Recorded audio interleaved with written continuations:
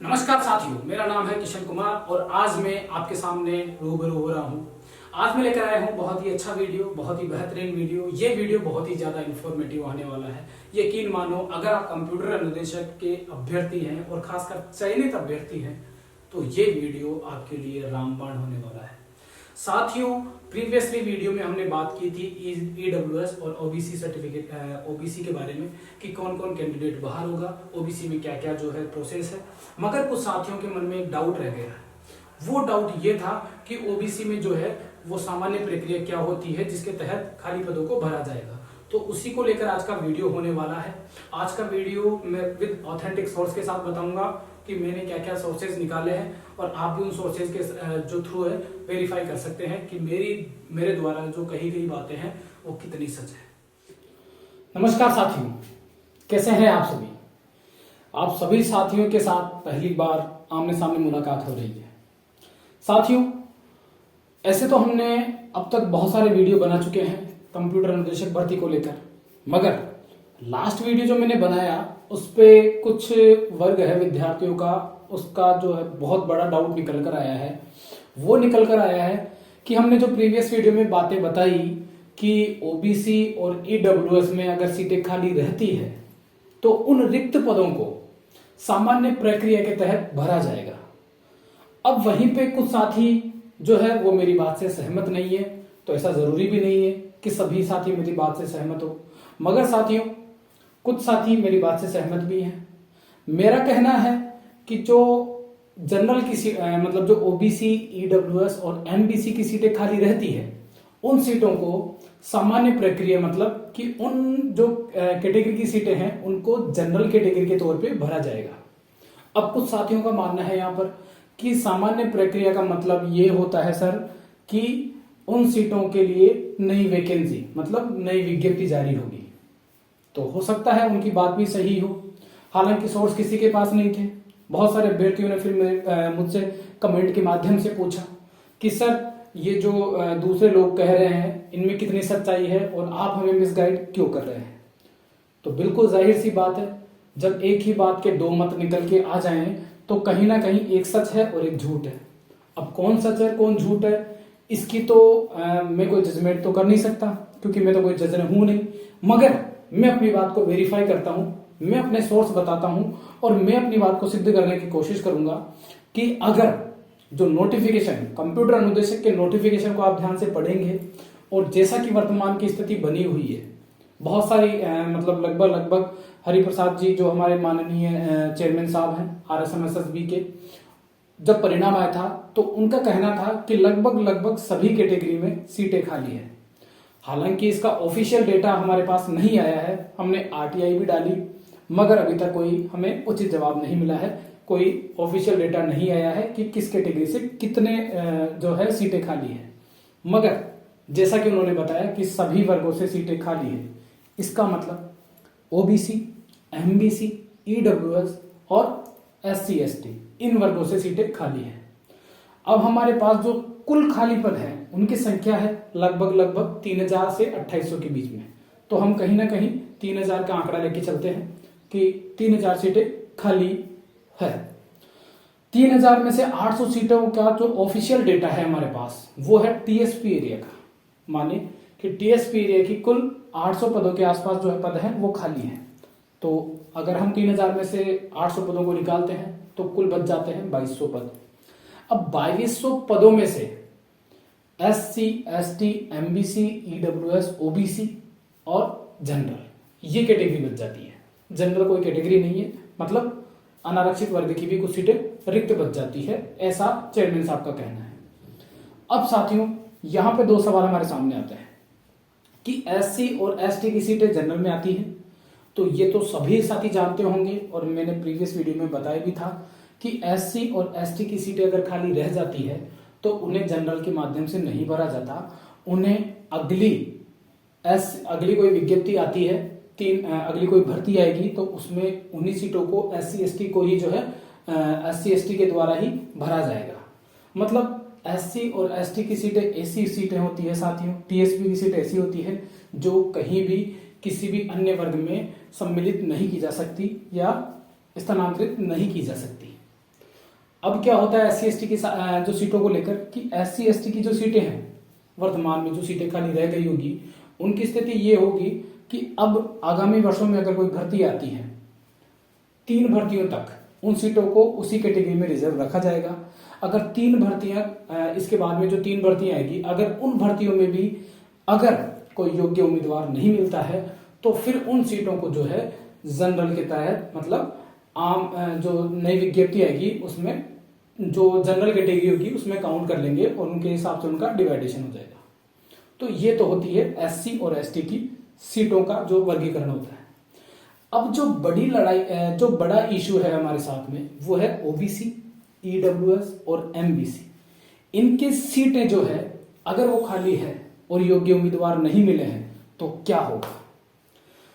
साथियों एक बात आप थोड़ा सा यूं समझिए, नोटिफिकेशन को एक बार फिर से पढ़िए। वहां पे एक चीज और मेंशन है कि अगर कोई मान लीजिए जैसे कि आप जानते हैं कि हमारे आरक्षण की जो प्रणाली है वो है वर्टिकल और वो वर्टिकल के अंदर है हॉरिजेंटल। वर्टिकल क्या कि जैसे मान लीजिए 10,000 पद है, 10,000 डिवाइडेड है कुछ मेजर कैटेगरीज में, एससी एसटी टीएसपी, उसके अलावा अगर बात करें तो उसमें आ जाता है अनारक्षित वर्ग और ओबीसी, एमबीसी, ईडब्ल्यूएस।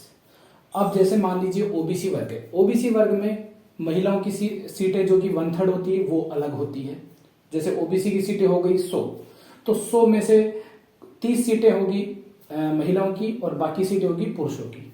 अब महिलाओं में जो 30 सीटें हैं उनमें भी कैटेगराइज है कि महिलाओं में सामान्य महिला जो केवल और केवल एक स्टूडेंट है उनके लिए अलग सीटें हैं और उन 30 सीटों में से एक कुछ परसेंटेज कोटा जो है वो विधवाओं का है कि कुछ महिलाएं विधवा होगी, कुछ महिलाएं परित्यक्ता होगी, कुछ महिलाएं जो है तलाकशुदा होगी।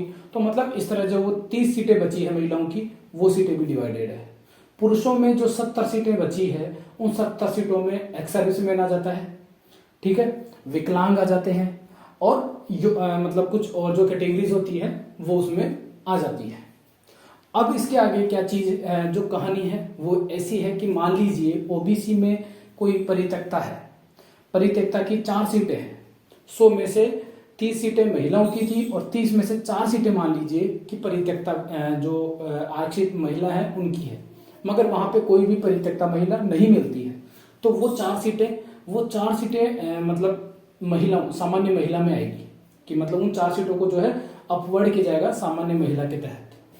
अब अगर सामान्य महिला में भी वो सीटें नहीं भरती है तो उन जो ओबीसी की महिलाओं की जो वो सीटें हैं उनको ट्रांसफर किया जाएगा ओबीसी के सामान्य पुरुषों द्वारा। अब अगर ओबीसी के सामान्य पुरुष भी नहीं मिलते हैं तो फिर वो सीटें कहां भरी जाएगी, सामान्य प्रक्रिया मतलब जनरल कैटेगरी के तहत।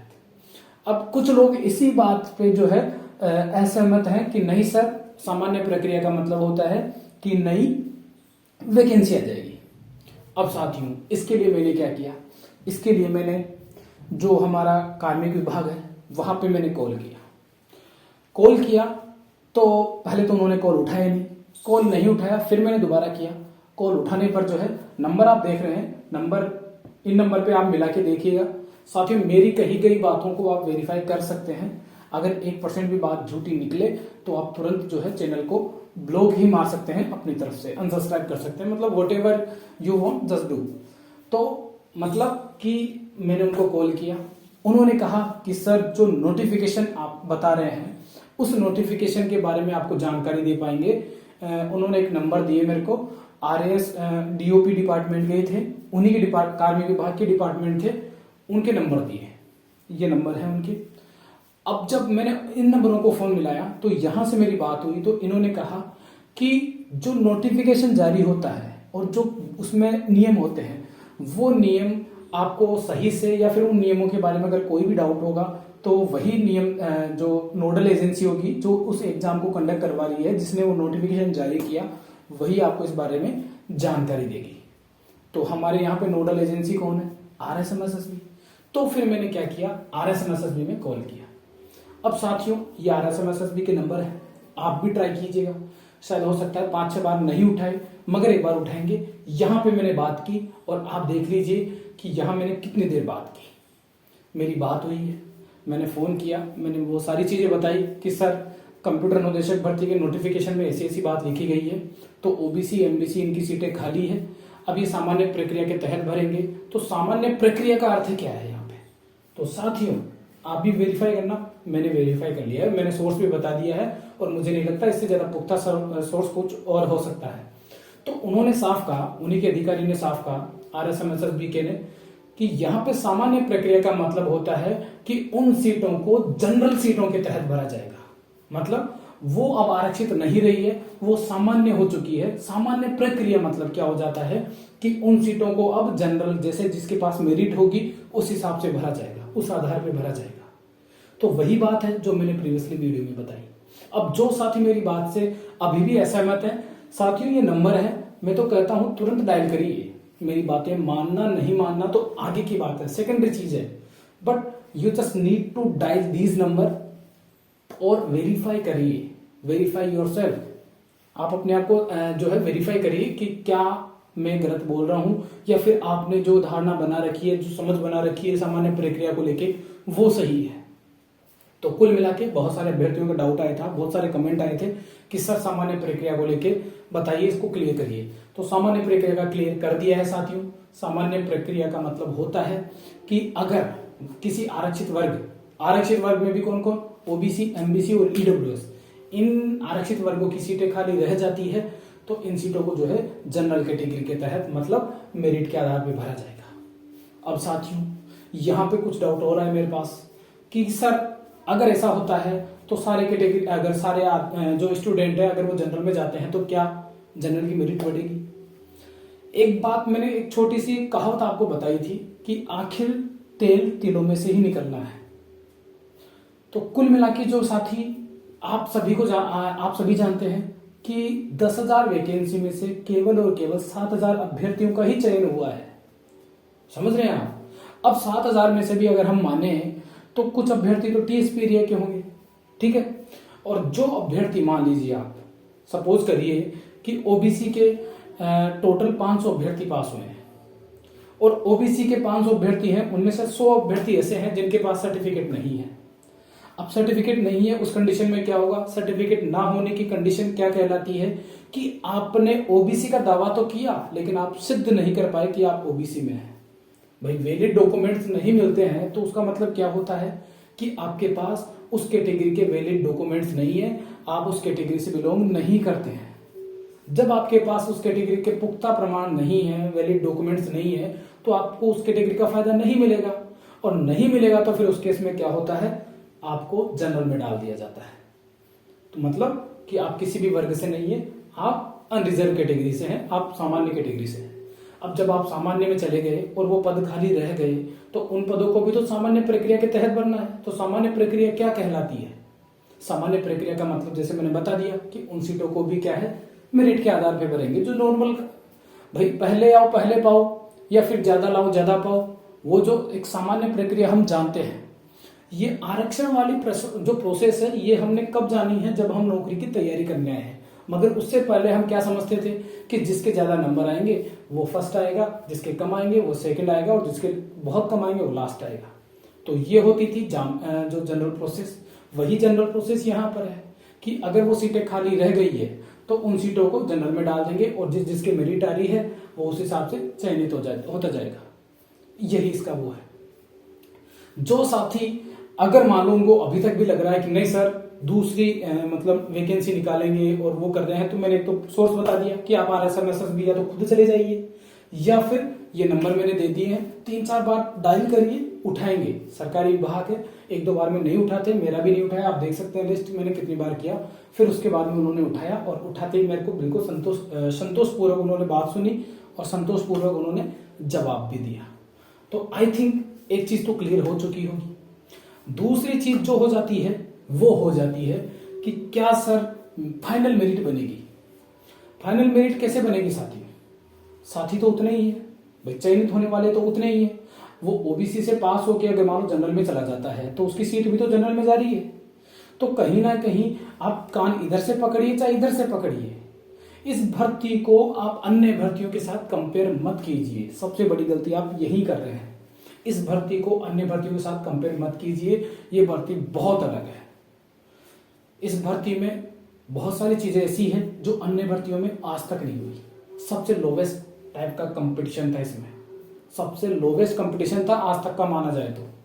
दूसरी चीज कि इसमें 30% सीटें खाली चली गई, जहां पे 2000 सीटों के लिए 22 लाख आवेदन आ रहे हैं वनपाल वन रक्षक जैसी मतलब भर्ती में, वहां पे 3000 सीटें खाली जाना, वो भी आज के दौर में जहां पे हर तीसरा आदमी आज सरकारी नौकरी की उम्मीद लगाए बैठा है।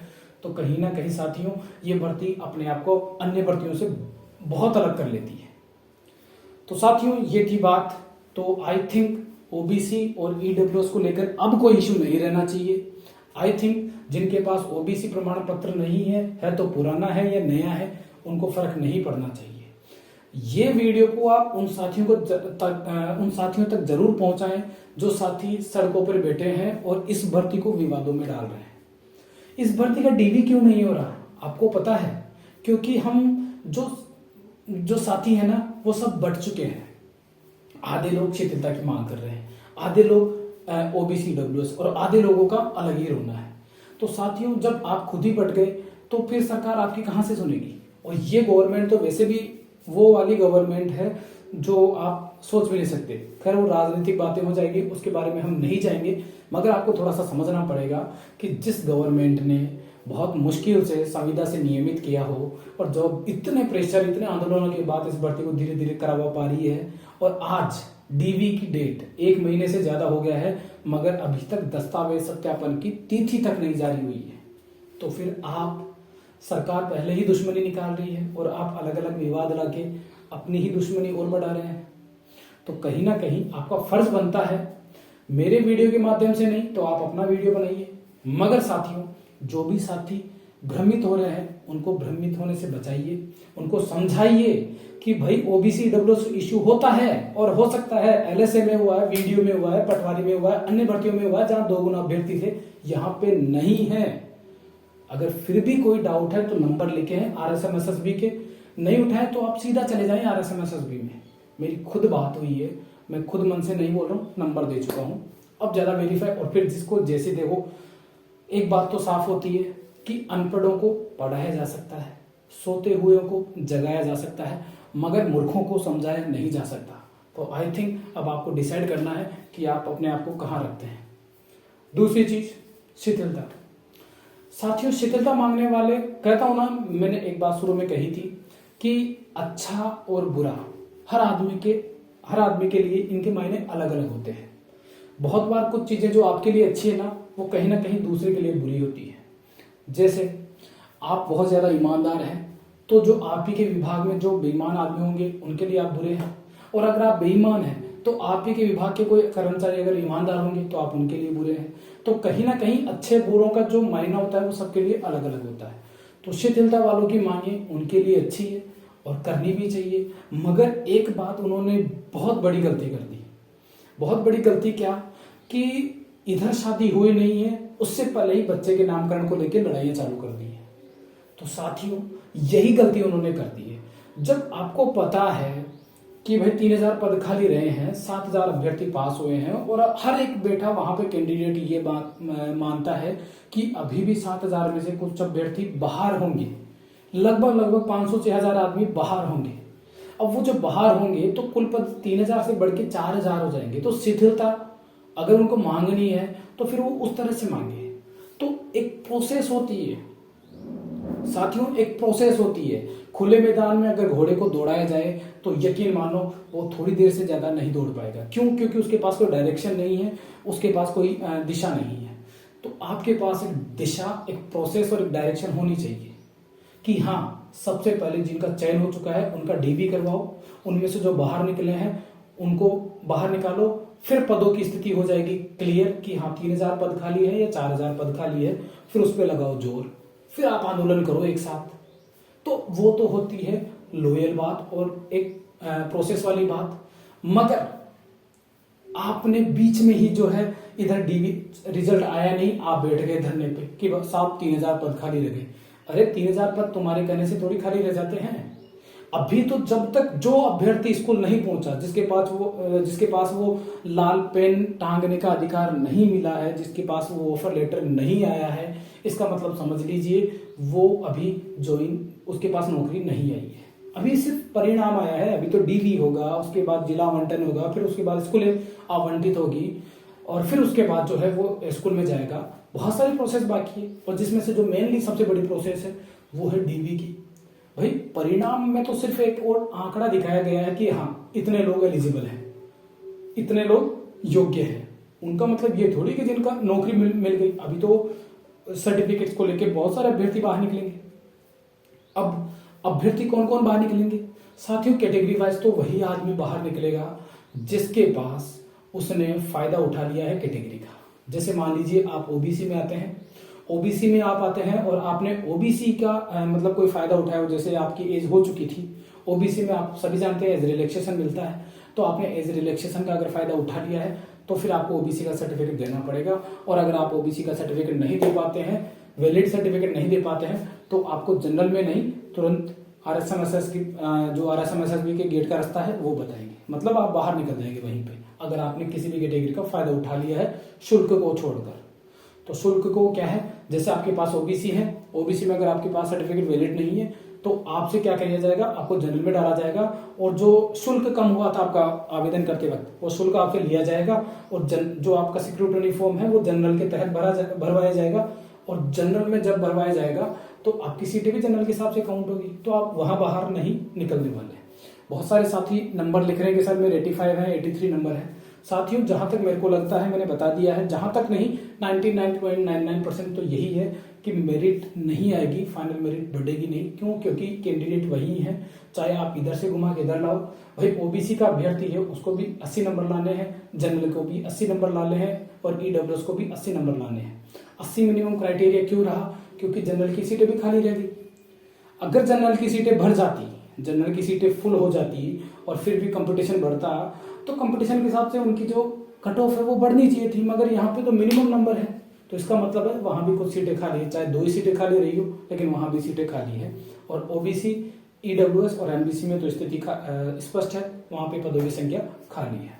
तो शिथिलता वालों को लेकर मैंने बात कर ली है कि शिथिलता किस तरह से आपको मांगनी चाहिए, अभी भी आपके पास वक्त है।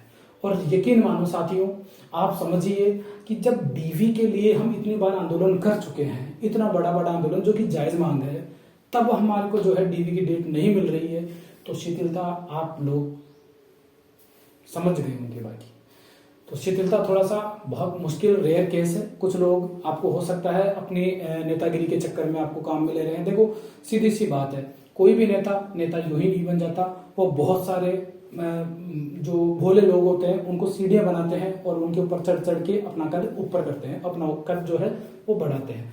तो आपको समझना चाहिए ये बात तो कि हाँ कि कौन सी चीज तो सही है और कौन सी चीज गलत है। आप टेक्निकल बंदे हैं यार, आपको सोचना चाहिए। क्या आपके 10वीं में 33 नंबर नहीं आए थे, 32 आए थे और आप 1 नंबर से फेल हो गए थे, तो क्या आपने मांगी थी कि नहीं सर 1 नंबर बढ़ा दो, बस पास कर दो? या फिर आपने बीटेक की है तो बीटेक में अगर आपके पास आधा नंबर भी कम रह जाता था तो आप रिवेल डाल देते हो, रिवेल में भी अगर वो आधा नंबर कम ही रहता था तो क्या कभी कोई बंदा पास हुआ है? ऐसा नहीं होता है। मगर आपको लग रहा है कि नहीं होगा, तो देखो सबकी अपनी अपनी चॉइस है, आपके पास अपने अधिकार है, ना ही तो मैं देने वाला और ना ही मांगने वाला। मगर मैं एक दृष्टिगोचर मतलब मैं आपको सिर्फ एक दिशा दे सकता हूं, तो मानना नहीं मानना आपके हाथ में है। तो सारी बातें हो चुकी है। ईडब्ल्यूएस ओबीसी को सर्टिफिकेट को लेकर मैंने सारे क्लियर कर दिया है। अब डीवी कब तक होगा इस बारे में भी थोड़ी सी विस्तार से चर्चा कर लेते हैं। साथियों आप सभी जानते हैं कि डॉक्यूमेंट वेरिफिकेशन की जो चीजें हैं वो बहुत समय से, मतलब जब रिजल्ट आया था तब हमें ऐसी उम्मीद थी कि स्कूलों का आवंटन पहले ही हो चुका है, जब सारी मतलब बजट भी पास हो चुका है। हमने अखबार के माध्यम से भी पढ़ा था और हमने भी वीडियो के माध्यम से बताया था आपको। तो जब सारी चीजें पहले से पूरी प्रोसेस हो गई है और फिर हमने आंदोलन किया था, तो फिर वहां से हमें जवाब भी मिला था कि हमने यहाँ से आरएसएमएसएसबी ने लेटर भेज दिया है शिक्षा निदेशालय बीकानेर को। और जो फिर हम बीकानेर पहुंचे तो बीकानेर वालों ने कहा कि हमारे पास लेटर ही नहीं आया। फिर हमने ऑन कॉल उनके सामने ही जो है वहां से बात करवाई, तो उन्होंने लेटर भेजा और उन्होंने बोला कि हम आजकल में जो है जेडी शिक्षा संकुल को भेज देंगे। अब जेडी शिक्षा संकुल के पास वो लेटर आ गया, मगर जेडी शिक्षा संकुल जो है वो अभी तक लेटर यहाँ नहीं भेज रहा है, वो शेड्यूल बना के नहीं भेज रहा है। अभी जेडी शिक्षा संकुल में जो है धरना हुआ, उस दिन आरएसएसबी भी पहुंचे, जेडी शिक्षा संकुल भी पहुंचे और हमारे जो शिक्षा मंत्री साहब है उनके पास भी पहुंचे, मगर क्या हुआ, रिजल्ट क्या है? जीरो। अभी हालांकि एक छोटी सी न्यूज हमारे सामने आई है कि डीवी अभी नहीं हो पाएगा। क्यों नहीं हो पाएगा? कि हमारे पास जगह नहीं है। सबसे बड़ी मतलब इससे ज्यादा घटिया बात कुछ और हो नहीं सकती साथियों, क्योंकि राजस्थान का जो विभाग जिसके पास सबसे ज्यादा जगह, सबसे ज्यादा कर्मचारी, जिसके पास सबसे ज्यादा मतलब सुविधाएं हैं, वो विभाग ऐसे बोल रहा है कि हमारे पास जगह नहीं है। आपकी नीयत होनी चाहिए, जगह तो है, आपकी नीयत नहीं है। कुल मिला के अब ये क्यों टाल रहे हैं? हो सकता है इनके पास ऊपर से पॉलिटिकल प्रेशर हो, क्योंकि ये वो सरकार है जो 4 सालों से सिर्फ और सिर्फ अपना अस्तित्व बचाने की कोशिश कर रही है। कभी गिरती है, कभी उठती है, कभी गिरती है। तो वही बात है साथियों, एक बात आपको समझना पड़ेगा कि लंगड़े घोड़े पे दांव नहीं लगाया जा सकता। तो ये सरकार लंगड़ी है, ये अभी भी अपने आप को स्थिर नहीं कर पा रही है। अभी भी कोई किसी और के, वही बात है ना कि जिस पतंग की डोर किसी और के हाथ में हो तो वो पतंग खुले आसमान में अपनी इच्छा के अनुसार चल नहीं सकती, उड़ नहीं सकती। तो यहाँ भी वही स्थिति बनी हुई है कि यहाँ भी किसी और के हाथों में डोर है। पता नहीं कब मुख्यमंत्री बदल जाए, पता नहीं कब सरकार बदल जाए। तो ऐसी उम्मीद, जो ऐसी संभावना है, उनमें अभ्यर्थियों को डर लगना वाजिब भी है। डरने वाली बात भी है साथियों, क्योंकि अगर ये सरकार मान लीजिए कल कुछ भी होता है, फिर बदल हो जाता है, तो आपने अभी एक रिसेंटली एक न्यूज पढ़ी होगी कि 2013 की भर्ती थी, उसको नियुक्ति अब दे रहे हैं। तो उस बात को लेकर आप सबक सीख लीजिए कि जब 2013 के साथियों के साथ ऐसा हो सकता है तो हमारे साथ भी ऐसा हो सकता है। तो आपको थोड़ा सा सीरियस होना पड़ेगा। आपको लगता है कि परिणाम आ गया, नौकरी मिल गई, तो आप ये सबसे बड़ी मूर्खता में जी रहे हैं। आप अपने साथ धोखा कर रहे हैं। आपको जरूरत है कि अभी कुछ जो जितने भी ज्यादा लोग इकट्ठे हो सकते हैं वो ज्यादा लोग इकट्ठे हो जाओ। अब मैं देख रहा हूं कि कुछ लोगों ने मुहिम चलाई कि 11 तारीख को हम जो है वो जेडी शिक्षा संकुल पहुंचेंगे। अब देखो साथियों, सबसे बड़ी जो हमारी लड़ाई है वो जेडी शिक्षा संकुल से है, क्योंकि वही जो है वो बातें आके अटकी है। उसको केवल और केवल शेड्यूल किसको भेजना है? आरएसएमएसएसबी को। तो क्यों ना हम इतना बड़ा संख्या बल एक इकट्ठा कर पाए कि हम शिक्षा संकुल जब पहुंचे उस दिन उनको भी लगे कि नहीं, आज तो बात में वो है।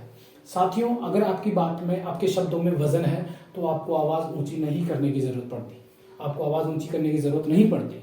तो वही बात है, अगर आपके पास वो संख्या बल होगा तो आपको चिल्लाने या फिर आंदोलन करने की जरूरत नहीं पड़ेगी। वो संख्या बल आपका दिखा देगा कि डेडिकेटेड स्टूडेंट है जिनको रियल में डीवी की जरूरत है, जिनको डीवी करवाना ही पड़ेगा।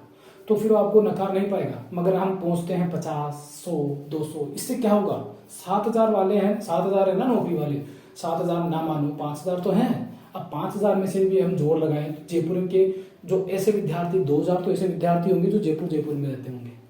तो क्यों ना हम सब इकट्ठा हो जाएं, एक बार अपने लिए लड़ाई लड़ लो साथियों। जब तक आप ये डीवी नहीं होगा, आगे की कोई प्रोसेस नहीं होगी। तो साथियों, अब आपको लटकना है या अटकना है, ये आपके ऊपर निर्भर करता है। अब कोई दूसरे के हाथ में नहीं है। ये वो सरकार है जो खुद लंगड़ी है, तो यहाँ पे सहारा धक्का देना ही पड़ेगा।